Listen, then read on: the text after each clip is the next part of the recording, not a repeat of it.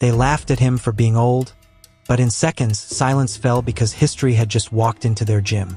The black belts thought it would be funny to test the quiet old man who sat at the edge of the mat. "Hey sir, want to show us a move?" one of them joked, drawing laughter from the group.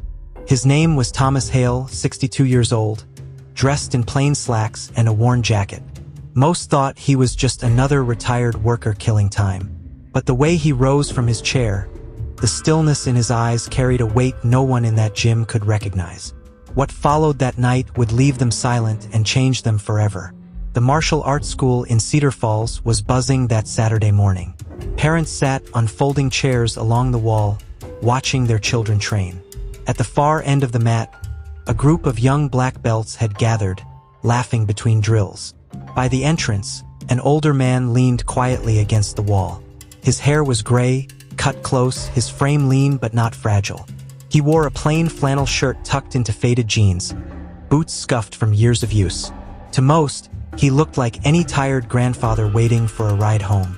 "Hey old-timer," one of the younger men called, grinning as he gestured. His name was Ryan Briggs, 23 years old, uniform crisp, black belt tied too tight. "You here to sign up? Or just watching the kids?" His friends chuckled, their voices echoing across the gym. Thomas didn't answer. He only gave a polite nod, folding his hands in front of him.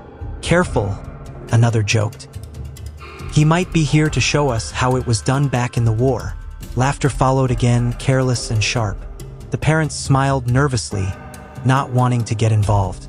Thomas shifted slightly, his eyes calm. He didn't smile, didn't frown, just quiet stillness. Ryan smirked. "Tell you what, why don't you come out here? Show us a move or two. We could use the entertainment." The air in the room changed, but only slightly. Some of the older parents looked away, embarrassed by the mockery. A few teenagers nudged each other, waiting to see what would happen. Thomas's left hand brushed the edge of his sleeve. Just beneath the cuff was a faded scar, long and pale against weathered skin. He adjusted the cuff, covering it again, and spoke at last, voice low and steady. "No need for that. Nothing more." Ryan spread his arms wide. "Come on, sir. Just a little fun. We'll go easy on you." The last words carried a sting. Thomas looked at the mat. Then he looked at Ryan. His eyes lingered just a moment too long. The laughter thinned, though no one could have said why, and then he lowered his gaze again, silent as stone. The students returned to their drills, but their glances kept slipping back toward the old man at the wall. Something in his stillness unsettled them. The moment had passed, or so they thought. Thomas shifted his weight just slightly, one boot heel clicking against the floor. It was a small sound, but it carried sharp in the quiet hall. The black belts glanced at each other, uneasy now. They hadn't expected silence to feel heavier than words. The next drill ended, and the younger black belts gathered near the center of the mat. Their chatter grew louder, deliberate, as though to draw the old man back into their game. Ryan wiped his forehead with his sleeve, grinning at his friends. "He's tough though, didn't even flinch. You sure you're not secretly training somewhere, sir?" His voice dripped with mock respect. Thomas met his eyes for a brief second, then looked away again. His silence carried more weight than the insult. He clasped his hands loosely behind his back, shoulders straight but unforced. The gym's head instructor, Master Alvarez, was adjusting a child's belt near the edge of the mat. He didn't interfere, though his gaze flicked once toward Thomas, then back to his work. He had seen men like this before, men who said little but carried something invisible. Ryan paced in front of the crowd. "Now let's put it to the test. One round. I'll even promise not to break a hip." His friends roared with laughter. Parents shifted uneasily. One mother, seated in the corner, whispered to her husband, "That's not right." He shook his head quietly, urging her not to get involved. Thomas inhaled slowly, steady as a tide rolling in. He let it out, his expression calm. His eyes traveled across the mat, then down to the floor before him. No one noticed how balanced his stance was, how his weight shifted with quiet precision, how his hands, though still, were always ready. Ryan pressed again. "What do you say, sir? Don't tell me you're afraid." He smiled, but the smile looked thinner now. Forced. Thomas finally raised his head. His eyes, pale gray and steady, met Ryan's. The room went quiet for the briefest moment. Then, with the faintest tilt of his chin, Thomas looked away once more. It wasn't surrender. It was something else, and that something unsettled Ryan far more than he admitted. The laughter from the group faltered, though no one said why. They returned half-heartedly to their drills. Yet each time their eyes wandered back toward the man at the wall. He stood with the ease of someone who had been waiting all his life for moments exactly like this. Nothing more was spoken, but the stillness had shifted. Something had begun. The class rolled forward. Kicks snapped through the air. Bodies thudded against mats as students grappled with partners. Yet in every corner of the room, attention drifted back to the silent figure by the wall. Thomas Hale had not moved. His arms were folded gently behind his back, shoulders neither tense nor slack. He stood as though every inch of his body knew exactly where it belonged. Master Alvarez called for a water break. The students scattered to bottles and benches. Ryan lingered, smirking, throwing glances toward the old man. "Still here?" he said, tone sharp enough for all to hear. Thomas gave a small nod. Nothing more. Ryan frowned. He had expected a reply, maybe a nervous chuckle. Instead, he got silence. One of the younger Belts, a tall boy named Marcus with restless energy, nudged Ryan. "Maybe he can't hear you," he said, grinning. Their friends laughed again, though quieter now. Thomas's eyes moved once toward the boy, then back to the mat.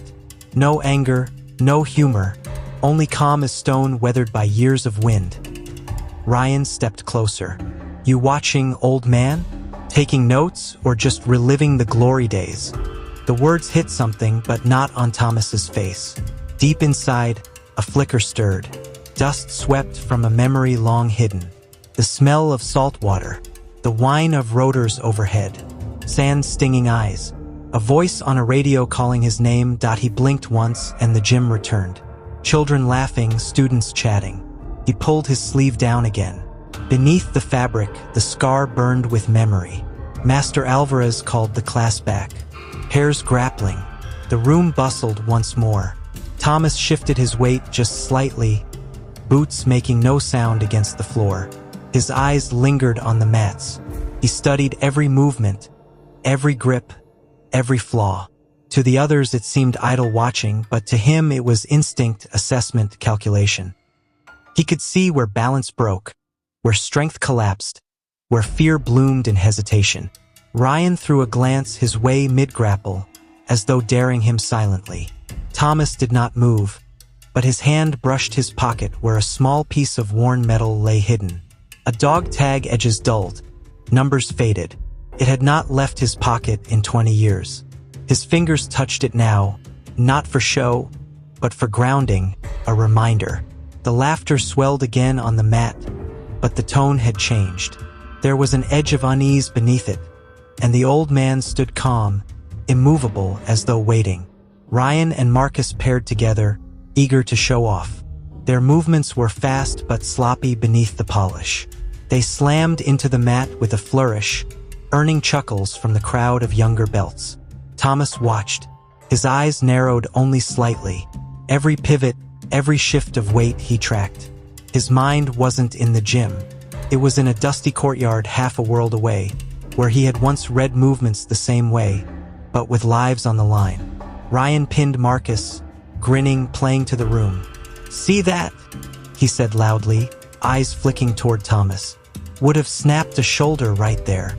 He laughed as though his own skill were unquestionable. For the first time, Thomas moved from the wall. He stepped forward, quiet, steady. A few parents glanced up. One mother whispered, "Is he going out there?" He stopped short of the mat, boots planted evenly, and spoke softly. "Your elbows open." Ryan frowned.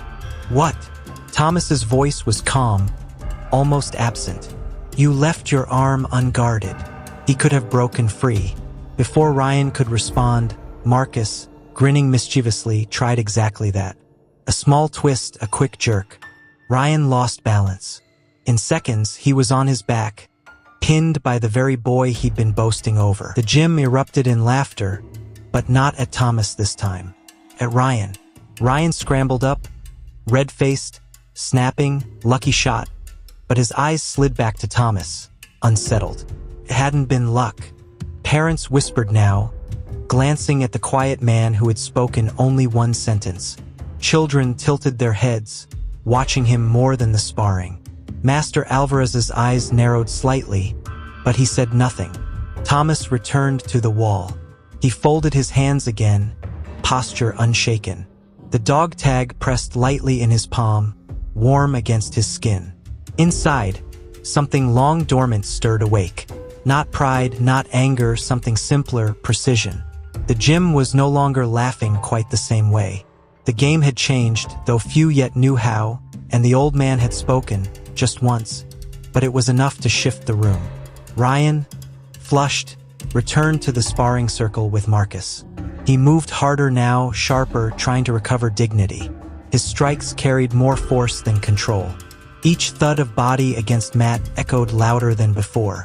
But not everyone's eyes were on Ryan anymore. Near the benches, a boy of 14 sat watching, arms folded across his chest. His name was Daniel, a student still new to the school. Daniel's mother had brought him here to learn focus, not to fight. Daniel had been quiet all morning, but now his gaze kept drifting toward the older man by the wall. "Mom," he whispered. He saw it before it happened, Ryan's mistake. He said it. Then Marcus flipped him just like that. His mother didn't answer, but her eyes lingered on Thomas a moment longer than before. On the mat, Ryan grunted, twisting into another throw. Marcus hit hard, breath whooshing from his chest. The other black belts cheered him on, eager to bury the moment of humiliation. But the noise sounded thinner now, forced. Master Alvarez clapped his hands. "Switch partners." His voice was even, though his eyes flicked toward the old man before returning to his work. Thomas shifted slightly against the wall. Not much, just enough to straighten his shoulders. The flannel shirt moved against the outline of lean muscles, still firm beneath the skin. His boots adjusted their angle on the wood floor, balanced, ready. Most saw nothing, but Daniel did. His brow furrowed like a boy sensing a storm before the sky darkened. A father in the corner muttered to his wife, "Why won't the man sit down?" She whispered back, "If he's just watching, he should sit." But Thomas remained upright, balanced, silent. Ryan, paired with another student now, glanced over his shoulder more than once. His smirk faltered each time his eyes met the gray, steady gaze of the old man. There was no mockery there, no amusement, only the calm attention of someone who had measured him and already found the limits. And though no words were spoken, unease crept into the gym like a draft through an open door. The crowd began to notice. The unease grew slowly, like water rising without anyone realizing it. The drills moved to counterattacks. Students threw each other harder now. The mat thudded beneath bodies, but Ryan kept stealing glances at Thomas, as though daring him silently. Thomas didn't flinch, didn't even acknowledge the challenge. He was observing, cataloging, calculating. Every pivot, every step, every shift in balance was noted in the quiet precision of his mind. Ryan forced another throw, grunting as he slammed his partner down. He looked at Thomas again, jaw tight, eyes narrowing. It wasn't amusement anymore. It was challenge, raw and restless. Parents whispered among themselves, noticing the shift. "He hasn't said a word since that correction," one muttered. "And yet, it feels like he's in charge of the room." Harold, a retired officer seated nearby, leaned back in his chair. "I've seen men like him," he murmured more to himself than anyone else, "carried themselves that way. You don't learn it Thomas's here. Right hand brushed his sleeve harder, again, just enough to reveal a faint edge of the scar before tucking it back. His thumb lingered on the fabric a moment longer than necessary. A memory stirred. Desert heat 20 years ago. A convoy moving at dusk. tires grinding over sand. The radio hissed with static before a sharp voice. Hail on point. He remembered the weight of his rifle, the heat pressing against his neck, the silence before contact. The scar was from that night, a night that ended with men lost and a promise carved into his skin. He blinked, pulling himself back to the gym, to the children, the drills, the laughter that had already thinned. His fingers touched the worn dog tag in his pocket again. Cold, heavy, grounding. Ryan caught the motion. His smirk returned, thin and bitter. "What's that you keep fiddling with, old man?" "Nervous tick," he said it loud enough for all to hear. His friends laughed, but their laughter rang hollow. Thomas didn't answer. He didn't even look at Ryan. He simply tucked his hand away again, shoulders square, gaze calm. But Daniel, the boy on the bench, leaned forward. He had seen the glint of metal, the way Thomas's hand touched it. Not like a nervous habit, but like a ritual, respectful, heavy. And though Daniel didn't yet understand, he knew that tag wasn't decoration. It was history, and the man who carried it was more than he appeared. Ryan's jab about the dog tag drew a few uneasy chuckles, but even his closest friends avoided meeting his eyes. The sound died quickly, swallowed by the heavy quiet that followed. Thomas remained still, his hand brushing his sleeve lightly, the faint scar beneath almost invisible. Every movement was measured, deliberate. The room felt different now. There was tension, quiet and pressing. Ryan paired with another student had shifted, throwing his weight into the throws, forcing speed and power into every movement. But the focus had shifted. The other students, even those not involved, kept glancing toward Thomas. The quiet man who had said barely a word had already changed the room. His presence was commanding without raising his voice, without stepping on the mat. The children watched, parents watched, even the seasoned black belts watched, all sensing that this was not a man to underestimate. A sudden slip, a miscalculated pivot by Ryan, brought him crashing to the mat. Laughter rose, but it was different this time. Not ridicule, not casual humor, but a release, a recognition that the room had shifted. Ryan scrambled up, glancing at Thomas, eyes wide, face red. He forced a smirk, tried to regain control, but the energy had changed. The room was aware now of a power older and quieter than any show of skill could display. Thomas returned to his place by the wall. Arms folded, posture impeccable. He adjusted his sleeve once, revealing just a hint of the scar. His hand rested briefly on the dog tag again, grounding himself, not for display but as a reminder of where he had come from and what he had survived. Children leaned forward, watching him. Even the seasoned black belts found themselves stealing glances. Daniel, the 14-year-old, clenched his fists on his knees. He whispered to his mother, "He's different." She looked down at him, uncertain, but her gaze wandered to Thomas as well.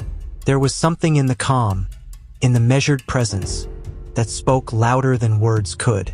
Something that drew respect and caution, instinctively without explanation. The class continued, drills moving forward, bodies striking, grappling, balancing, but the air was heavier. Every sound, the slap of palms, the squeak of shoes, even the hum of the heater, seemed sharper, more pronounced. It was as if Thomas's presence had tuned every misstep to a higher frequency, and every move was watched, learned, measured. Ryan, frustrated, tried again, pairing with a younger student. He forced the throws, added speed, added flair. Yet the edge was gone. Something in the room had shifted, subtle but undeniable. Thomas's calm observation had reminded them all of something fundamental. Skill without awareness, pride without patience, strength without discipline. These were fragile things. Daniel watched intently, absorbing every movement, every micro-reaction. The subtle ways Thomas's presence influenced the room. He didn't understand fully, but he sensed that he was seeing more than just a lesson in martial arts. He was witnessing history, lived experience distilled into quiet authority, a reminder that some things could not be taught in a dojo, only recognized by those who had earned the right to observe and act. The exercises moved into more advanced combinations. Students flipped, twisted, and slammed into the mat with precision. Yet every motion seemed to bounce back into the awareness of the quiet man standing against the wall. Thomas Hale remained still, arms folded, eyes scanning, absorbing, noting every imbalance, every hesitation. Nothing escaped him. Ryan, flushed and determined, tried to regain his lost confidence. He paired with Marcus again, forcing speed and power into each throw. But his movements were sharper than controlled, faster than precise, and every misstep seemed amplified under Thomas's calm gaze. The laughter that had followed minor mistakes before now came thinner, brittle, almost reluctant. Ryan noticed it, his brow furrowing, eyes flicking toward the old man. Something about Thomas unsettled him in a way no one else could. Parents whispered among themselves. A mother leaned closer to her child. "He's not just watching," she murmured. "He's teaching," but without saying a word. Her husband nodded slowly.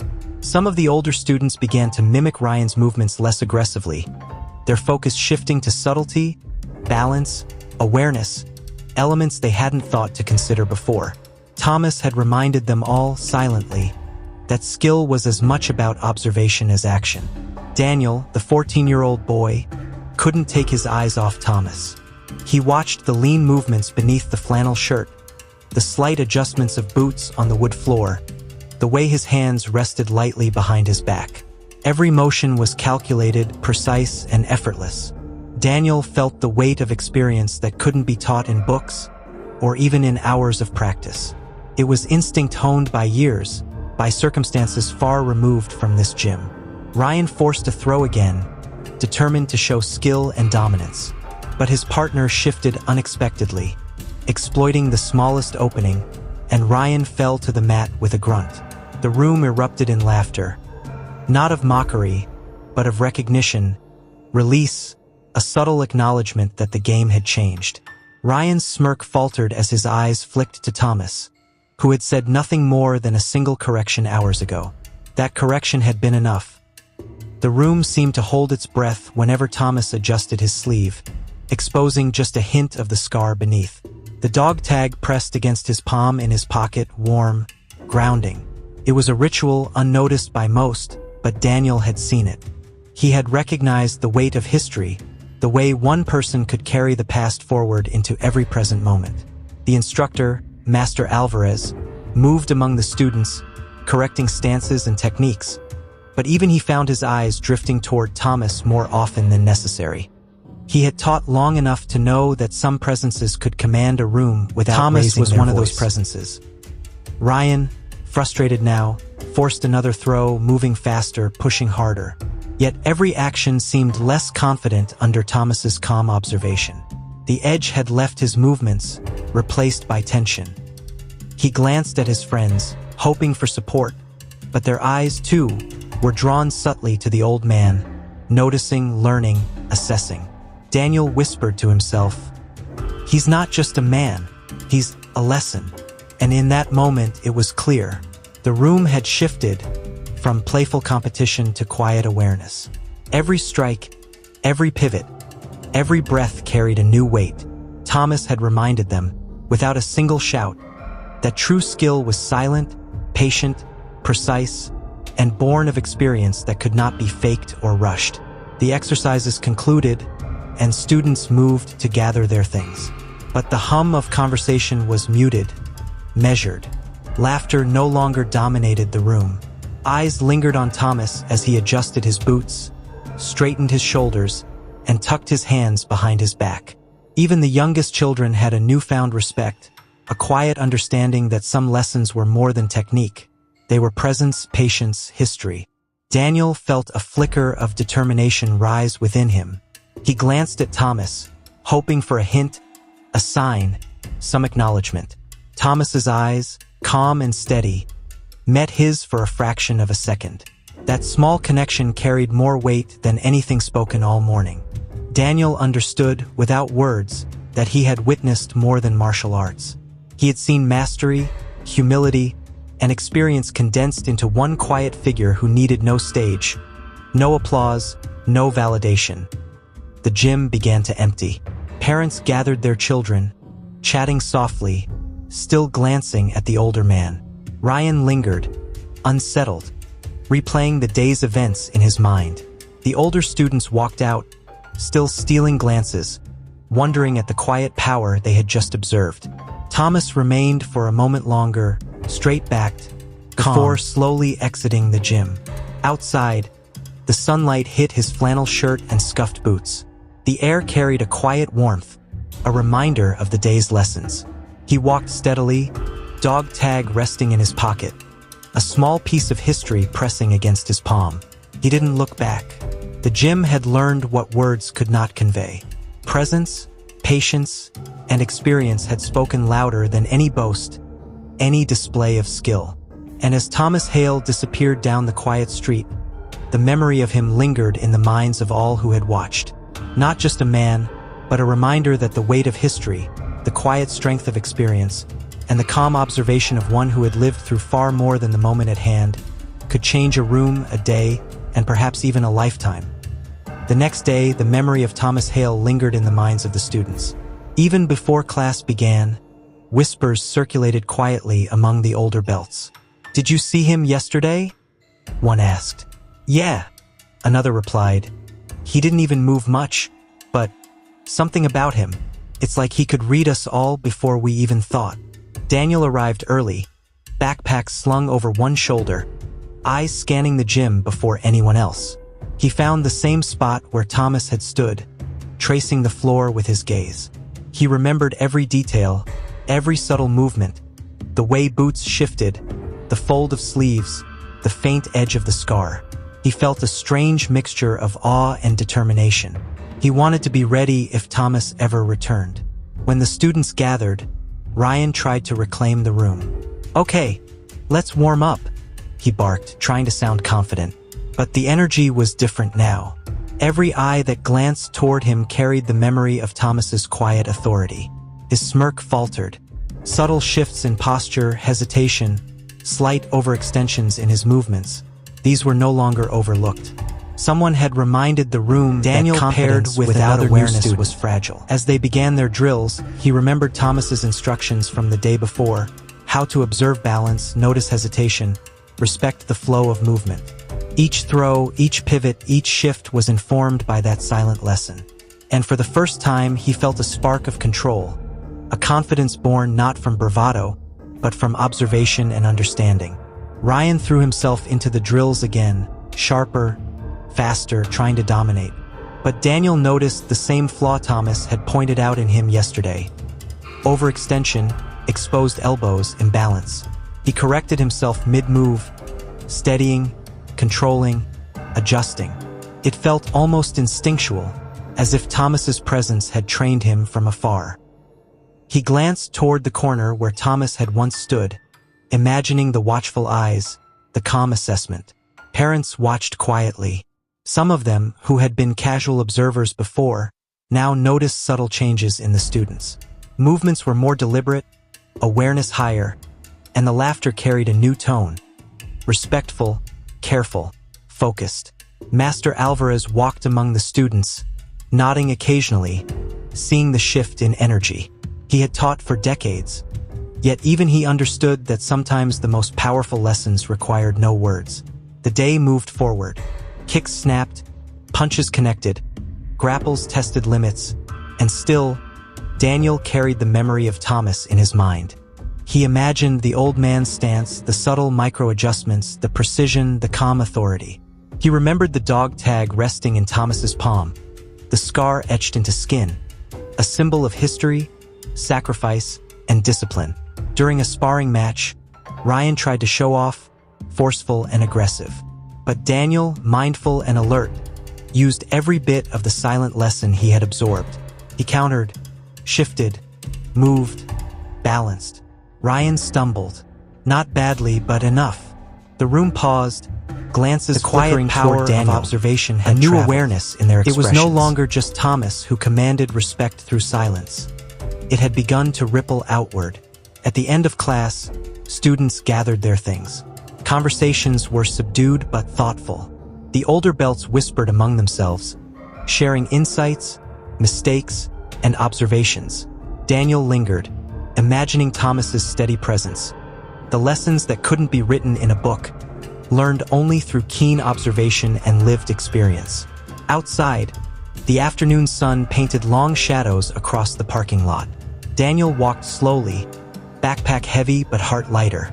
He knew the day had changed him. The memory of Thomas Hale, the quiet man who had spoken with a single correction, would stay with him for years. Not just as a figure of authority, but as a reminder that true skill, true mastery, and quiet strength were more than flashy moves. They were presence, patience, discipline, and the understanding that every action carried weight. Parents gathered their children, chatting quietly, still stealing glances toward the empty corner where Thomas had stood. Even Ryan, walking with his friends, seemed subdued. Something had shifted subtly, irreversibly. Respect, awareness, and the quiet echo of experience had entered the room, leaving an impression that words could never fully capture. Daniel smiled faintly, adjusting his backpack. He carried a spark of understanding now, a reminder that some lessons were not shouted, some strength was not shown in motion, and some authority did not demand acknowledgement. The world could change in small, silent ways, and the memory of a single person, calm and observant, could alter how an entire room, even an entire life, noticed the change, skill, whispering among themselves. Movements were sharper, yet more controlled. Confidence no longer relied on showmanship, but on technique and observation. Master Alvarez adjusted belts and stances, nodding occasionally, recognizing the subtle shift in energy. He had taught for decades, but even he understood that the most profound lessons often arrived in silence. Ryan, frustrated, tried to regain dominance, forcing a sequence of throws. Daniel countered with the skill he had absorbed from memory, responding instinctively. Ryan stumbled slightly, enough for the room to notice. No laughter erupted, only a quiet recognition. A lesson had traveled through presence alone. Thomas Hale's influence had begun to ripple through the students, shaping the way they observed, acted, and respected the craft. By the end of class, students gathered their belongings, conversations thoughtful and subdued. Even Ryan walked out quietly, his usual swagger tempered by awareness. Daniel lingered for a moment, imagining Thomas's stance, his calm eyes, the faint scar, and the dog tag resting in his hand. He realized that the lessons went beyond martial arts. They were about presence, patience, precision, and the quiet strength that comes from lived experience. As the gym emptied, Daniel looked around one last time, committing the memory to his mind. The sunlight streamed through the windows, casting long shadows across the floor. He felt a spark of determination and humility, knowing that he had witnessed something rare, something that would shape him forever. The influence of Thomas Hale would remain with him, guiding his movements, his decisions outside, and his respect for those around him. The world carried on, oblivious to the subtle transformation within a small gym in Cedar Falls.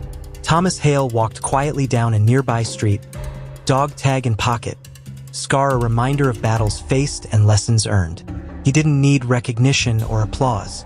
The impact of his presence had already taken root, invisible yet powerful, a reminder that mastery is often silent, patience is profound, and true strength is measured by awareness, not noise. Daniel walked home slowly, backpack on his shoulder, heart steady, mind focused. He had learned more than technique. He had witnessed a living example of discipline, resilience, and the quiet authority that comes from a life lived fully. And though Thomas Hale had left the gym, his lesson remained, a subtle current that would ripple through the students, changing the way they moved, the way they thought, and the way they lived. And in that quiet reflection, Daniel understood the truth. Some lessons do not need words, some authority does not demand recognition, and some people, by merely existing with calm precision, can alter the lives of everyone who crosses their path. Thomas Hale was one of those people, and the memory of him would endure far longer. As the gym emptied and the day faded, Daniel glanced back one last time. The memory of Thomas Hale lingered, a quiet shadow of mastery and experience, waiting, as if to remind those who had seen him that true power need not boast, and true lessons often arrived in silence. The next week, the memory of Thomas Hale lingered in Cedar Falls Martial Arts School. Students arrived, still discussing the old man who had stood silently, yet spoken volumes with a single correction. Even the older belts whispered to each other, analyzing every movement from the previous encounter, replaying it in their minds. Daniel walked in early, backpack slung over one shoulder, scanning the gym. He imagined Thomas's calm stance, the slight shift of boots, the fold of sleeves, the precise, effortless balance. He remembered the faint scar and the dog tag, symbols of experience, history, and quiet authority. Every detail seemed alive in his mind, guiding him as he began his own drills. Ryan arrived, still flush with the memory of yesterday's errors. He tried to dominate the room, his movements sharp, aggressive, louder than necessary. But the room had changed. Every glance, every adjustment, carried the silent lessons Thomas had imparted. Ryan's arrogance faltered subtly as he realized that strength alone was insufficient. Awareness, balance, and calm observation were equally important. The drills continued, students pairing up, practicing throws and counterattacks. But Daniel, carrying the memory of Thomas, moved differently. He was precise, deliberate, aware. Every pivot, every shift in weight, every grip reflected the lessons he had observed, absorbed, and internalized. For the first time, he felt control, not from raw strength, but from awareness, from understanding.